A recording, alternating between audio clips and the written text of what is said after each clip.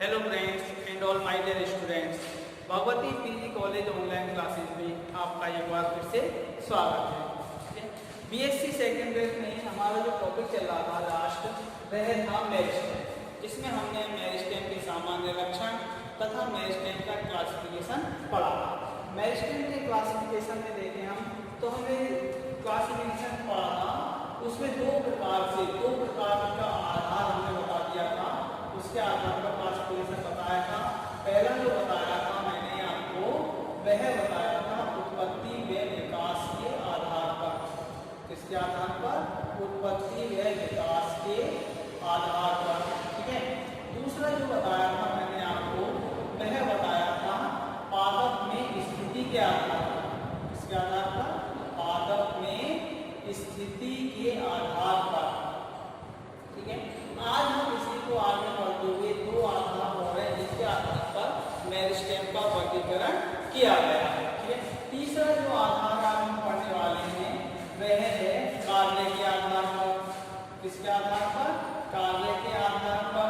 तथा चौथा पढ़ेंगे पूर्वान हम, वह पढ़ेंगे विभाजन के तल के आधार पर। किसके आधार पर? विभाजन के तल के आधार पर।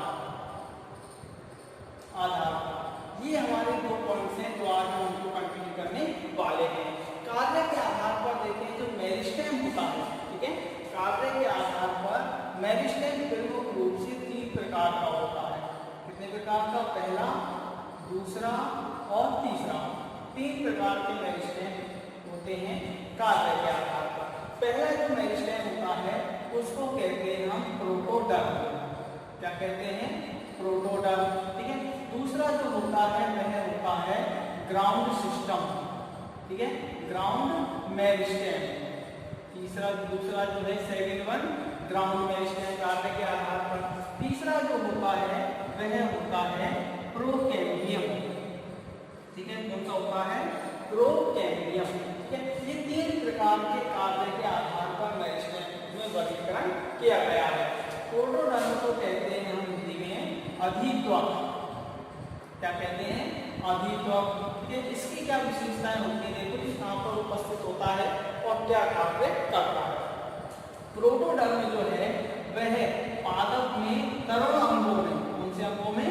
तरुण अंगों में। ठीक है। तरुण अंगों में विभजोतक की, ठीक है, किसकी? विभजोतक की सबसे बाहरी परत के रूप में पाया जाता है। विभजोतक की सबसे बाहरी परत के रूप में उपस्थित होता है। ठीक है। इसका जो प्रमुख कार्य है, बाहरी परत है, इसका जो प्रमुख कार्य होता है वह होता है किसका निर्माण? अधिचर्म का निर्माण। क्या है इसका प्रमुख कार्य? अधिचर्म का निर्माण। ठीक है। तो ये है हमारा क्या? प्रोटोडर्म कार्य के आधार पर पहले प्रकार का मेरिस्टेम प्रोटोडर्म अधित्वक कहां पर उपस्थित होता है, कहां पाया जाता है? तरुण अंगों में विभजोतक की सबसे बाहरी परत के रूप में यह उपस्थित होता है तथा इसका जो प्रमुख कार्य है वो क्या है? अधिचर्म का निर्माण करना। दूसरा जो होता है वह क्या होता है? Ground meristem. ठीक है। इसको कहते हैं हम भरण विभजोतक। क्या कहते हैं? भरण विभजोतक। ठीक है। यह कहां पाया जाता है तथा किस भाग का निर्माण करता है पादप में? तो भरण विभजोतक जो है वह बहुस्तरीय क्षेत्र है। कैसा क्षेत्र है? बहुस्तरीय क्षेत्र है जो कि अलग अलग प्रकार की कोशिकाओं से निर्मित होता है। यह मुख्य रूप से किसके निर्माण में सहायक होता है? कौन से क्षेत्र में पाया जाता है? बल्कुकीय क्षेत्र में उपस्थित होता है। और बल्कुकीय क्षेत्र में मुख्य रूप से किसका निर्माण करता है? या बल्कुल का। ठीक है।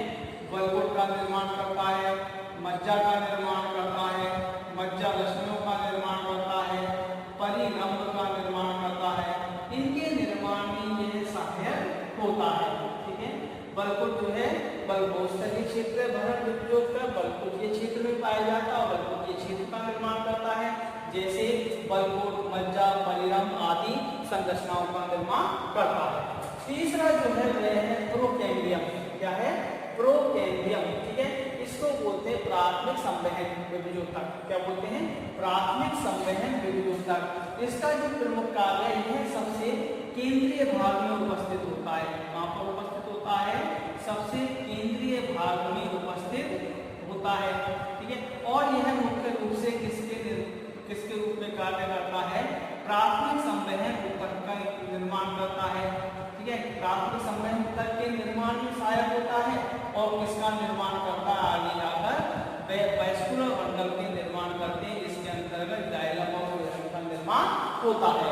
तो ये हमारे किसके आधार पर है, तीन आधारों पर होता है। कार्य के आधार पर मेरिस्टेम तीन प्रकार के होते हैं, ट्रोपोडल, ग्राउंड मेरिस्टेम सिस्टम और प्रोकैम्बियम सिस्टम।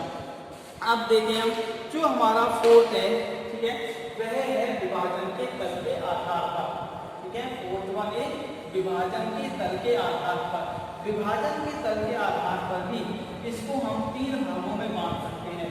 विभाजन के तीन प्रकार होते हैं विभाजन के तल के आधार पर।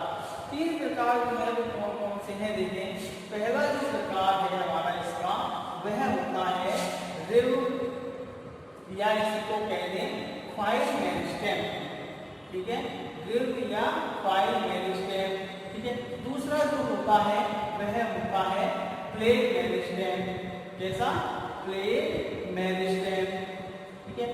तीसरा जो होता है वह पाया जाता है, तीसरा प्रकार जो है वह है मास मेरिस्टेम, ठीक है, मास मेरिस्टेम। ये तीन प्रकार का विभाजन के तल के आधार पर मेरिस्टेम होते हैं, rib and file meristem, plate meristem and mass meristem. Rib और फाइव मेरिस्टेम जो है इसकी क्या विशेषता होती है, ये कौन से विभाजन करने पीछे होते हैं। तो इसमें यदि देखें हम तो मान लीजिए यह एक कोशिका है, क्या है ये कोशिका है, ठीक है। इसमें जो विभाजन होते हैं कौन से डिवीजन में होते हैं, अपनतिक विभाजन। कौन से विभाजन होता है, अपनतिक विभाजन होते हैं, ठीक है। एंटीक्लिनल डिवीजन होते हैं, अपनतिक विभाजन होते हैं, जिसके कारण जो निर्मित होने वाली कोशिकाएं हैं, ठीक है, नव निर्मित होने वाली कोशिकाएं वह अनुदैर्ध्य पट्टियों के रूप में डेवलप होती है। किस रूप में विकसित होती है, अनुदैर्ध्य पट्टियों के क्रम में विकसित व्यवस्थित रहती हैं, जिसके कारण इसमें क्या होता है, इसके जो निर्माण क्षेत्र उसमें वृद्धि होती है। जैसे तने एग्जाम्पल की बात करें, तने व मूल में लंबाई में वृद्धि, ठीक है, बलकुटीय क्षेत्र में, इसमें बलकुट क्षेत्र में वृद्धि, बलकुट क्षेत्र में वृद्धि, यह इसका मुख्य कार्य होता है। इस प्रकार की मेरिस्टेम को क्या कहा जाता है, रिव या फाइव मेरिस्टेम कहते हैं। दोबारा से देखिए एक बार से, रिव या फाइव मेरिस्टेम किसे कहते हैं, वह विभजोतक जिसके कोशिका में केवल अपनतिक विभाजन होते हैं तथा इनसे निर्मित होने वाली कोशिकाएं अनुदैर्ध्य पट्टियों के रूप में व्यवस्थित होती हैं और तने मूल में बलकुट क्षेत्र में वृद्धि का कार्य करती हैं, ठीक है। दूसरा जो है इसी प्रकार से वह हमारा कौन सा, प्लेट मेरिस्टेम, ठीक है, पट्टी का विभजोतक। इसमें क्या होगा, इसमें विभाजन तो वही अपनतिक होते हैं, ठीक है, विभाजन तो कैसा होगा, वही अपनतिक डिवीजन होता है, ठीक है, एंटीक्लिनल डिवीजन होता है। लेकिन जो नवनिर्मित होने वाली कोशिकाएं हैं, ठीक है, नवनिर्मित होने वाली कोशिकाएं हैं वो किस क्रम में विभाजित होती हैं, समानांतर पट्टियों के रूप में व्यवस्थित होती हैं। याद रखिए ना, दोनों ही अपनतिक विभाजन होता है, इसलिए जो पट्टियां जो होती हैं रिव मेरिस्टेम में वे अनुदैर्ध्य पट्टियों के रूप में व्यवस्थित होती हैं तथा इसके प्लेट मेरिस्टेम में जो निर्मित होने वाली कोशिकाएं हैं वह समानांतर क्रम में व्यवस्थित होती हैं। इसके द्वारा जो है क्या होता है, इसके द्वारा पादप का पृष्ठीय क्षेत्रफल में वृद्धि होती है। किसमें वृद्धि होती है, पृष्ठीय क्षेत्रफल में वृद्धि होती है। जैसे पत्तियों में अधिचर्म का निर्माण, इसमें पत्तियों में अधिचर्म का निर्माण, यह किसके अंतर्गत होता है, प्लेट मेरिस्टेम के अंतर्गत होता है। तीसरा जो मेरिस्टेम है वह कौन सा मेरिस्टेम कहलाता है, मॉस मेरिस्टेम। कौन सा मेरिस्टेम, मॉस मेरिस्टेम कहलाता है। इसमें देखिए मान लीजिए एक कोशिका है, यह एक कोशिका, इसमें किसी भी तरह का हो सकते विभाजन हो सकते हैं। मॉस मेरिस्टेम में किसी भी तरह के विभाजन हो सकते हैं, एंटीक्लिनल डिवीजन हो सकता है, पेरिक्लिनल डिवीजन हो सकता है, किसी भी तरह के डिवीजन होता है जिससे एक अनियमित संरचना का निर्माण होता है। कैसी संरचना का निर्माण होता है, अनियमित संरचना का निर्माण होता है, जो भी कुंज के रूप में ही समूह के रूप में उपस्थित होते हैं निर्मित होने वाली कोशिकाएं। तथा जैसे इस प्रकार का डिवीजन है वो किसमें पाया जाता है, एम्ब्रियो में। इसमें एम्ब्रियो में भ्रूण में इस प्रकार के डिवीजन होते हैं। इस प्रकार के किसके आधार पर विभाजन, ये तल के आधार पर 3 प्रकार के मेरिस्टेम है, रिब या file meristem, second one great meristem, third one is mass meristem. ये तो है हमारे क्या मेरिस्टेम का क्लासिफिकेशन, जिसमें 4 आधार पड़े हैं, उत्पत्ति और विकास के आधार पर, पादप में स्थिति के आधार पर, तीसरा है कार्य के आधार पर, और फोर्थ वन इज विभाजन के तल के आधार पर। ये 4 क्लासिफिकेशन है मेरिस्टेम के। बहुत ही अच्छा क्वेश्चन बनता है मेरिस्टेम का, मैं वीडियो तक किसे कहते हैं तथा इसका वर्गीकरण कीजिए। तो ये हमारा क्वेश्चन है, 10 नंबर का क्वेश्चन आता है आपका एग्जाम में, ये आप अच्छी तरीके से पढ़ें। अब ये देखो हमारे मेरिस्टेम सिस्टम खत्म हो चुका, उसके पश्चात जो हमारा हम पढ़ने वाले हैं आगे तना पढ़ रहे हैं। इसमें हमको तने पढ़ने से पहले तने की सामान्य संरचना के बारे में पता होना चाहिए। तो हम आज जो पढ़ रहे हैं वह है primary structure of dicot stem. ठीक है, primary structure of dicot stem अर्थात द्विबीजपत्रीय तने की प्राथमिक संरचना। इसकी द्विबीजपत्री तने की प्राथमिक संरचना, ये हमारा आज का क्या है नेक्स्ट टॉपिक है। ठीक है, अब द्विबीजपत्री तने की बाहरी संरचना किस प्रकार की होती है वो हम देखते हैं। ठीक है, अब द्विबीजपत्री तने की आंतरिक संरचना को मुख्य रूप से 3 भागों में बांटा गया है। कितने भागों में बांटा गया है? 3 भागों में बांटा गया है। यदि इसकी हम अनुप्रस्थ काट देखें, किसी भी द्विबीजपत्री तने की अनुप्रस्थ काट देखते हैं तो इसके टीएस सेक्शन में, ठीक है, इसमें टीएस सेक्शन में मुख्य रूप से 3 भाग दिखाई देते हैं। पहला भाग जो है वह क्या कहलाता है, एपिडर्मिस। क्या कहलाता है? एपिडर्मिस। ठीक है, दूसरा जो भाग कहलाता है वह क्या कहलाता है, कॉर्टेक्स बल्बस। तथा तीसरा जो भाग कहलाता है वह है हमारा वेस्कुलर बंडल। क्या है? वेस्कुलर बंडल संवहन कूट। ये मुख्य रूप से 3 भाग होते हैं। अब इनको यदि हम डायग्राम में देखें कि एपिडर्मिस और कॉर्टेक्स और वेस्कुलर बंडल की कोशिकाओं की क्या विशेषता होती है। एपिडर्मिस वाला भाग है वह तने का सबसे कौन सा भाग होता है, सबसे बाहरी भाग होता है। ठीक है, कैसी परत है ये? कोशिकाओं से सबसे बाहरी स्तर की परत होती है, जो कि मुख्य रूप से कैसी होती है, एक स्तरीय। कैसी होती है? एक स्तरीय होती है। तथा इसके ऊपर, ठीक है, किसकी लेयर पाई जाती है? क्यूटिकल की लेयर होती है। किसकी लेयर होती है? क्यूटिकल की लेयर होती है। तथा ये जो है एपिडर्मिस कैसी होती है? मूल रोम युक्त होती है। कैसी होती है? मूल रोम युक्त होती है, रोम युक्त होती है, सबसे बाहरी परत होती है, एक स्तरीय होती है और मृदुकीय कोशिकाओं से निर्मित होती है।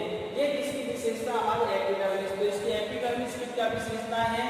सबसे बाहरी, ठीक है, सबसे बाहरी परत, ठीक है, एक स्तरीय होती है, एक स्तरीय है। ठीक है, मृदुकीय कोशिकाओं से निर्मित। कौन सी कोशिकाओं से? मृदुकीय कोशिकाओं से निर्मित। नेक्स्ट, रोम युक्त, ठीक है, तथा क्यूटिकल युक्त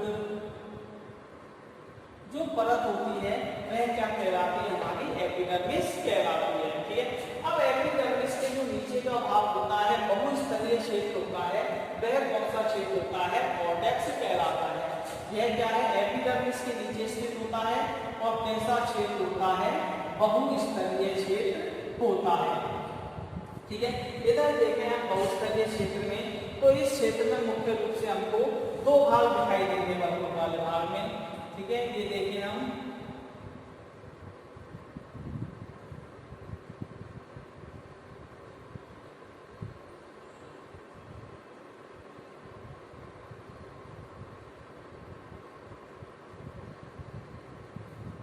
ये बहुस्तरीय क्षेत्र है जो कि क्या कहलाता है? बल्कुट कहलाता है। अब बल्कुट में मुख्य रूप से 2 भाग होते हैं, 2 प्रकार के क्षेत्र जिसमें दिखाई देते हैं। पहला जो क्षेत्र होता है ऊपर वाला क्षेत्र, ठीक है, कुछ 4 से 6 स्तरीय क्षेत्र होता है, वह क्षेत्र क्या कहलाता है हमारा हाइपोडर्मिस, या इसको कह सकते हैं 2 भागों में निर्मित हुआ कॉर्टेक्स। एक तो कहलाता है आउटर कॉर्टेक्स, ठीक है, तथा दूसरा कहलाता है इनर कॉर्टेक्स, ठीक है, क्या आउटर कॉर्टेक्स और इनर कॉर्टेक्स। आउटर कॉर्टेक्स की क्या विशेषताएं होती हैं, आउटर कॉर्टेक्स की हम विशेषताएं देखें तो ये है बहुस्तरीय क्षेत्र है तथा कितने भाग होते हैं इसमें 2 भाग, ठीक है। आउटर कॉर्टेक्स की जो पहली विशेषता है आउटर कॉर्टेक्स, आउटर कॉर्टेक्स जो है कैसी कोशिकाओं से निर्मित हुआ, यह है 4 से 6 स्तरीय होता है, कैसा होता है 4 से 6 स्तरीय होता है, तथा कौन सी कोशिकाओं से निर्मित होता है, यह मृदुत्कीय कोशिकाओं से निर्मित, किससे निर्मित, मृदुत्कीय कोशिकाओं से निर्मित होता है, ठीक है। दूसरा जो क्षेत्र होता है हमारा सेकंड इनर कॉर्टेक्स, ठीक है, कौन सा इनर कॉर्टेक्स। इनर कॉर्टेक्स एक ऐसा क्षेत्र है ये भी 5 से 6 स्तरीय होता है और कौन सी कोशिकाओं से निर्मित होगा, द्रवोत्कीय कोशिकाओं से निर्मित होगा, कौन सी कोशिकाओं से, ठीक है। आउटर कॉर्टेक्स को हमारा द्रवोत्कीय कोशिकाओं से निर्मित होगा, कौन सी कोशिकाओं से, द्रवोत्कीय कोशिकाओं से निर्मित होता है, जबकि इनर कॉर्टेक्स जो है वह कौन सी कोशिकाओं से निर्मित होता है, मृदुत्कीय कोशिकाओं से निर्मित होगा, मृदुत्कीय कोशिकाओं से निर्मित होता है, तथा इनमें इस क्षेत्र में इनर कॉर्टेक्स में क्या पाए जाते हैं, अंतराकोशिकीय अवकाश उपस्थित होते हैं, क्या उपस्थित होते हैं, अंतराकोशिकीय अवकाश उपस्थित होते हैं, इनके अंदर, इनकी कोशिकाओं के अंदर बोन, टैनिन, केलिन, स्टार्च आदि का जमा होता है, ठीक है। तो ये हमारी आउटर कॉर्टेक्स है जो कि मुख्य रूप से कौन सी प्रकार की कोशिकाओं से निर्मित होती है, द्रवोत्कीय कोशिकाओं से ये निर्मित होते हैं पूरी कोशिकाएं, तथा इन कोशिकाओं की क्या विशेषता होती है, इन कोशिकाओं में क्या नहीं पाया जाता, इनमें बहुत इंटरसेलुलर स्पेस क्या होता है, एब्सेंट होता है, ठीक है। जबकि इनर कॉर्टेक्स जो है हमारा मृदुत्कीय कोशिकाओं से निर्मित होता है, 5 से 6 स्तरीय होता है, तथा इसमें अंतराकोशिकीय अवकाश उपस्थित होता है, जिसमें कुछ पदार्थों का बॉन्ड, टैनिन, केलिन आदि पदार्थों का क्या होता है, जमा होता है। ये हो गया हमारा कौन सा वाला भाग, आउटर कॉर्टेक्स। ये क्या है, रूट लेयर, ठीक है, ये हमारी क्यूटिकल एपिडर्मिस और ये हमारी एपिडर्मिस। तो ये 2 भाग हो गए हमारे मुख्य रूप से, ठीक है। तीसरा जो भाग है हमारा, ठीक है, तीसरे भाग को यदि हम देखें तो तीसरा भाग कहलाता है हमारा वेस्कुलर बंडल, ठीक है, कौन सा बंडल, वेस्कुलर बंडल।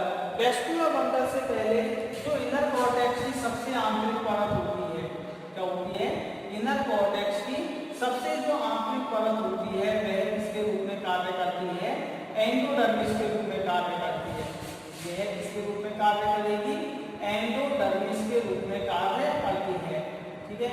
यह भी कैसी होती है, मृदुत्कीय कोशिकाओं से निर्मित होती है और एक स्तरीय होती है।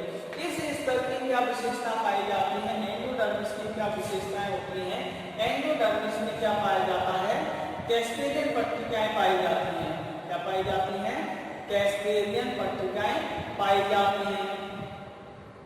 यह कैस्केडियन पट्टिकाएं किससे निर्मित होती हैं, लिग्निन की स्फुलन से, ठीक है। लिग्निन जो पदार्थ है इनकी कोशिकाओं में जम जाता है, जिसके कारण, ठीक है, इसमें अवरुद्ध हो जाता है, ठीक है, तथा लिग्निन का स्फुलन होता है, जिससे हम कैस्केडियन पट्टिकाएं कहते हैं। इसकी खोज कैस्केडियन नामक वैज्ञानिक ने की थी, इसलिए पट्टियों को कैस्केडियन पट्टिका नाम दिया गया है। इसके जो एंडोडर्मिस के आंतरिक जो क्षेत्र है, ठीक है, वह क्षेत्र क्या कहलाता है, पूरा हमारा एंडोडर्मिस, वेस्कुलर बंडल। सबसे आंतरिक जो क्षेत्र है वह क्या कहलाता है, वेस्कुलर बंडल कहलाता है। वेस्कुलर बंडल के चारों ओर एक स्तरीय आवरण पाया जाता है, ठीक है, जिसको बोलते हैं हम पेरिसाइकल, क्या कहते हैं, पेरिसाइकल कहते हैं, ठीक है। यह भी पेरिसाइकल क्या होता है, एक स्तरीय होता है और मृदुत्कीय कोशिकाओं से निर्मित होता है। यह जो होता है पेरिसाइकल मुख्य रूप से किसका निर्माण करता है, किसमें सहायक होता है, वेस्कुलर बंडलों की सुरक्षात्मक आवरण के रूप में कार्य करता है। यह है क्या है हमारा पेरिसाइकल, जिसको बोलते हैं हम परिरम, ठीक है। यह वेस्कुलर बंडल्स की सुरक्षा के रूप में कार्य करता है, वेस्कुलर बंडल के चारों ओर पाया जाता है।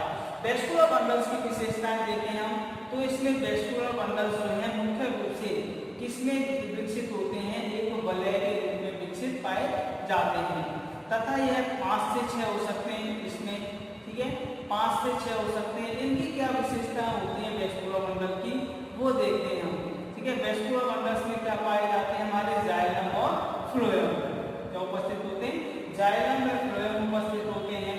वेस्कुलर बंडल्स में जाइलम फ्लोएम की विशेषताएं देखें हम तो क्या विशेषताएं होती हैं, देखो वेस्कुलर बंडल्स जो है, ठीक है, तीसरा जो भाग है मोस्टली से द्विबीजपत्री सेक्शन का स्टेम का पहला है वेस्कुलर बंडल वलय में उपस्थित, ठीक है, एक रिंग में उपस्थित होते हैं। इसमें जो वेस्कुलर बंडल होते हैं वो कैसे होते हैं, संयुक्त, ठीक है, कैसे संयुक्त होते हैं, कोलेटरल होते हैं अर्थात समद्विपार्श्विक होते हैं, ओपन होते हैं। ओपन का मतलब क्या होता है कि जब वेस्कुलर बंडल्स में जाइलम व फ्लोएम के बीच में क्या उपस्थित होती है, एधा उपस्थित होती है, क्या बोलते हैं इसको, कैम्बियम उपस्थित हो तो ऐसे वेस्कुलर बंडल्स को क्या बोलते हैं, ओपन वेस्कुलर बंडल्स कहते हैं, ठीक है। तथा इसमें जो जाइलम है, ठीक है, जाइलम जो है मोस्टली ऐसा पाया जाता है एंडार्च यानी अंदर की ओर, केंद्र की ओर हो, ये क्या है देखो जाइलम, ठीक है, और ये क्या है फ्लोएम, ठीक है। जाइलम जो है केंद्र की तरफ हो तथा फ्लोएम किधर की ओर हो, बाहर की ओर हो तो जो वेस्कुलर बंडल्स है वो कैसा कहलाता है, एंडार्च कहलाता है। ओपन मतलब कि जाइलम व फ्लोएम के मध्य में क्या उपस्थित होती है, एधा उपस्थित होती है तो इनको बोलते हैं ओपन प्रकार की वेस्कुलर बंडल। तथा मध्य में, ठीक है, मध्य में क्या पाई जाती है, इसमें सुविकसित वेल डेवलप्ड क्या पाई जाती है, पिंड उपस्थित होती है, मज्जा उपस्थित होती है। इस प्रकार इसके वेस्कुलर बंडल्स की क्या होती है, ये विशेषताएं पाई जाती है। तो ये इसका क्या है तीसरा भाग वेस्कुलर बंडल। ये हमारी किसकी संरचना है, पूरे द्विबीजपत्री तने की संरचना। दोबारा से देखते हैं द्विबीजपत्री तने की संरचना की क्या क्या विशेषताएं होती हैं। तो पहला भाग जो है इसका क्या कहलाता है, एपिडर्मिस। एपिडर्मिस की क्या विशेषता होती है, एक स्तरीय होती है, ठीक है, सिंगल लेयर होती है, रोम युक्त होती है, क्यूटिकल युक्त होती है, मृदुक के कोशिकाओं से निर्मित सबसे बाहरी परत जो होती है वो एपिडर्मिस कहलाती है और तने की सुरक्षात्मक आवरण के रूप में कार्य करती है। दूसरा जो भाग है वह क्या है, कॉर्टेक्स।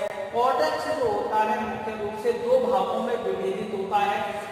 पहला भाग कहलाता है आउटर कॉर्टेक्स और दूसरा भाग कहलाता है इनर कॉर्टेक्स। आउटर कॉर्टेक्स जो होगा वो कैसा होगा, 3 से 4 स्तरीय होता है तथा मुख्य रूप से स्थूल कोण तक यानी कॉलन कायमा से निर्मित होता है तथा एक मुख्य रूप से इसका प्रमुख कार्य वो है तने को यांत्रिक सामर्थ्य सुरक्षा प्रदान करना। दूसरा जो भाग है वह क्या कहलाता है, कॉर्टेक्स का इनर कॉर्टेक्स मुख्य से 5 से 6 स्तरीय होता है और मृदुकीय कोशिकाओं से निर्मित होता है तथा इसमें अंतराकोशिकीय अवकाश उपस्थित होते हैं। इन अंतराकोशिकीय अवकाशों में क्या पाए जाते हैं, गौण, टैनिन, रेजिन, स्टार्च आदि पदार्थों का जमा होता है। इनर कॉर्टेक्स जो है वो इसका प्रमुख कार्य क्या है, भोजन संचय करना तथा उपापचय क्रियाओं के नियंत्रण में सहायक होता है। नेक्स्ट जो भाग है हमारा इसका इनर कॉर्टेक्स में आता है वो क्या कहलाता है, एंडोडर्मिस अंतःत्वचा। अंतःत्वचा किसे कहते हैं, कॉर्टेक्स की जो सबसे अंतिम परत होती है वह किसके रूप में कार्य करती है, एंडोडर्मिस के रूप में कार्य करती है, एंडोडर्मिस कहलाती है। एंडोडर्मिस जो है एक स्तरीय होती है, मृदुकीय कोशिकाओं से निर्मित होती है तथा इनमें लिग्निन का स्फुरण पाया जाता है जिन्हें किस नाम से जानते हैं हम, कैस्केडियन पट्टियों के नाम से जानते हैं। एंडोडर्मिस के पश्चात स्टेम का जो तीसरा भाग होता है वह होता है वेस्कुलर बंडल।